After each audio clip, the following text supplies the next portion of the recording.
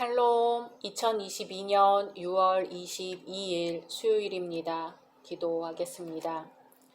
주님, 오늘도 말씀으로 이 하루를 열게 하심을 감사드립니다. 사랑하는 주님, 저희가 가난함, 순명, 친절과 같은 덕을 단지 사모하는 것만으로 만족하지 않게 하소서. 그 미덕의 열매를 보이는 삶을 살게 하소서. 주님을 사랑하기 때문에 그저 주님을 따를 수 있게 도와주십시오. 예수님의 이름으로 기도드립니다. 아멘. 오늘의 말씀은 레위기 19장입니다. 여호와께서 모세에게 말씀하여 이르시되 너는 이스라엘 자손의 온 회중에게 말하여 이르라. 너희는 거룩하라. 이는 다 여호와 너희 하나님이 거룩함이니라. 너희 각 사람은 부모를 경외하고 나의 안식일을 지키라. 나는 너희 하나님 여호와이니라. 너희는 헛된 것들에게로 향하지 말며 너희를 위하여 신상들을 부어 만들지 말라. 나는 너희의 하나님 여호와이니라. 너희는 화목제물을 여호와께 드릴 때에 기쁘게 받으시도록 드리고 그 제물은 드리는 날과 이튿날에 먹고 셋째 날까지 남았거든 불사르라. 셋째 날에 조금이라도 먹으면 가증한 것이 되어 기쁘게 받으심이 되지 못하고 그것을 먹는 자는 여호와의 성물을 더럽힘으로 말미암아 죄를 담당하리니 그가 그의 백성 중에서 끊어지리라. 너희가 너희의 땅에서 곡식을 거둘 때에 너는 밭 모퉁이까지 다 거두지 말고 내 떨어진 이삭도 줍지 말며 내 포도원의 열매를 다 따지 말며 내 포도원에 떨어진 열매도 줍지 말고 가난한 사람과 거류민을 위하여 버려두라. 나는 너희의 하나님 여호와이니라. 너희는 도둑질하지 말며 속이지 말며 서로 거짓말하지 말며 너희는 내 이름으로 거짓 맹세함으로 내 하나님의 이름을 욕되게 하지 말라. 나는 여호와이니라.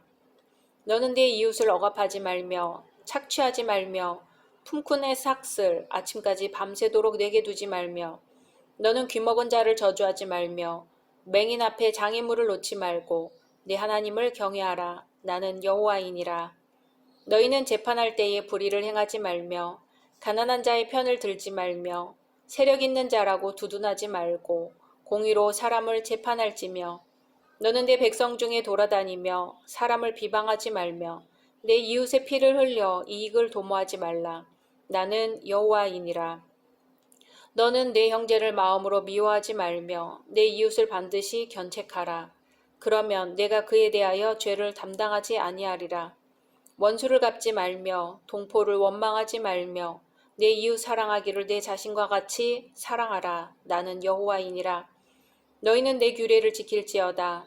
내 가축을 다른 종류와 교미시키지 말며 내 밭에 두 종자를 섞어 뿌리지 말며 두 재료로 직조한 옷을 입지 말지며 만일 어떤 사람이 다른 사람과 정혼한 여종 곧 아직 속량되거나 해방되지 못한 여인과 동침하여 설정하면 그것은 책망을 받을 일이니라. 그러나 그들은 죽임을 당하지는 아니하리니 그 여인이 해방되지 못하였기 때문이니라. 그 남자는 그 속건제물 곧 속건제 순양을 회막문 여호와께로 끌고 올 것이요 제사장은 그가 범한 죄를 위하여 그 속건제의 순양으로 여호와 앞에 속죄할 것이요 그리하면 그가 범한 죄를 사함받으리라. 너희가 그 땅에 들어가 각종 과목을 심거든 그 열매는 아직 할례받지 못한 것으로 여기되 곧 3년 동안 너희는 그것을 할례받지 못한 것으로 여겨 먹지 말 것이요 넷째 해에는 그 모든 과실이 거룩하니 여호와께 드려 찬송할 것이며 다섯째 해에는 그 열매를 먹을지니 그리하면 너희에게 그 소산이 풍성하리라. 나는 너희의 하나님 여호와이니라. 너희는 무엇이든지 핏째 먹지 말며 점을 치지 말며 술법을 행하지 말며 머리카락을 둥글게 깎지 말며 수염 끝을 손상하지 말며 죽은 자 때문에 너희의 살에 문신을 하지 말며 무늬를 놓지 말라. 나는 여호와이니라. 내 딸을 더럽혀 창녀가 되게 하지 말라. 음행이 전국에 퍼져 죄악이 가득할까 하노라. 내 안식일을 지키고 내 성소를 귀히 여기라. 나는 여호와이니라. 너희는 신접한 자와 박수를 믿지 말며 그들을 추종하여 스스로 더럽히지 말라. 나는 너희 하나님 여호와이니라. 너는 샘머리 앞에서 일어서고 노인의 얼굴을 공경하며 내 하나님을 경외하라. 나는 여호와이니라. 거류민이 너희의 땅에 거류하여 함께 있거든 너희는 그를 학대하지 말고 너희와 함께 있는 거류민을 너희 중에서 나은 자 같이 여기며 자기같이 사랑하라. 너희도 애굽 땅에서 거류민이 되었었느니라. 나는 너희의 하나님 여호와이니라. 너희는 재판할 때나 길이나 무게나 양을 잴 때 불의를 행하지 말고 공평한 저울과 공평한 추와 공평한 에바와 공평한 흰을 사용하라. 나는 너희를 인도하여 애굽 땅에서 나오게 한 너희의 하나님 여호와이니라. 너희는 내 모든 규례와 내 모든 법도를 지켜 행하라. 나는 여호와이니라. 아멘. 오늘 말씀에서는 하나님의 선민 이스라엘 백성들이 일상생활 가운데서 지켜야 할 법도와 사회 규범에 관해 구체적인 신뢰를 들어 설명하고 있습니다. 제사에 관한 규례, 도덕적 의무, 공정한 재판, 공정한 상거래에 관한 규정, 약자와 타국인에 대한 보호, 성도덕에 관한 규례 등입니다. 이처럼 열거된 여러 가지 지시사항들은 사람들이 생활하는 가운데서 일상적으로 부딪히는 여러 문제에 있어서 어떻게 행동해야 하는가 하는 원칙의 문제를 구체적인 신뢰를 들어 설명하고 있습니다. 그리하여 사람들이 여기 언급되지 않은 일에 대해서도 어떤 원칙에 따라 행동해야 할지를 스스로 터득하도록 합니다. 우리는 하나님께서 정의와 사랑, 진실과 자비에 근거한 도덕적 원칙을 세우실 때는 반드시 실생활의 여러 상황에 맞게 구체적으로 적용시킬 수 있는 신뢰나 방법까지도 함께 제시한다는 사실을 알 수 있습니다. 오늘 말씀은 크게 세 부분으로 나뉩니다. 첫째, 하나님과 인간 사이에 지켜야 할 법도를 설명하고 있는 부분입니다.